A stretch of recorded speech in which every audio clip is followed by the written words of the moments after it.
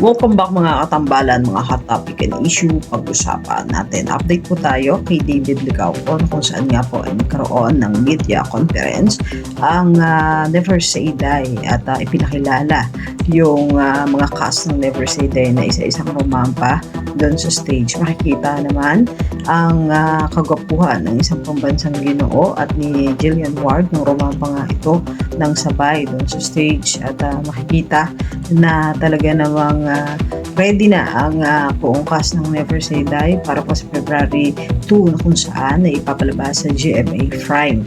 At isa nga ito sa aabangan ang mala action drama series na kung saan ay pagbibidahan nga ni David Licauco at Jillian Ward. Makikita ang kakaibang David Licauco pagdating sa action at talagang pinaghandaan ito ni David at makikita rin na sinagot itong si David at Jillian yung ilang mga katanungan ng MediaCon kanina sa naganap na press conference. Talaga namang excited na ang lahat para po sa Never Say Die na ipapalabas nga sa February 2. Ang isa pa nga po sa naging po si David ay yung naganap na Tirada Bus Express na kung saan makikita na nakasakay ng bus itong sina David at ini-interview. May ilang mga photo din na isinare itong si David doon sa kanyang social media account nung naganap na interview nila doon sa Tirada Bus Express. At makikita rin na talaga naman nag-enjoy sina David at Jillian Ward na naganap na interview doon sa Tirada Bus Express. Yung mga update natin ngayon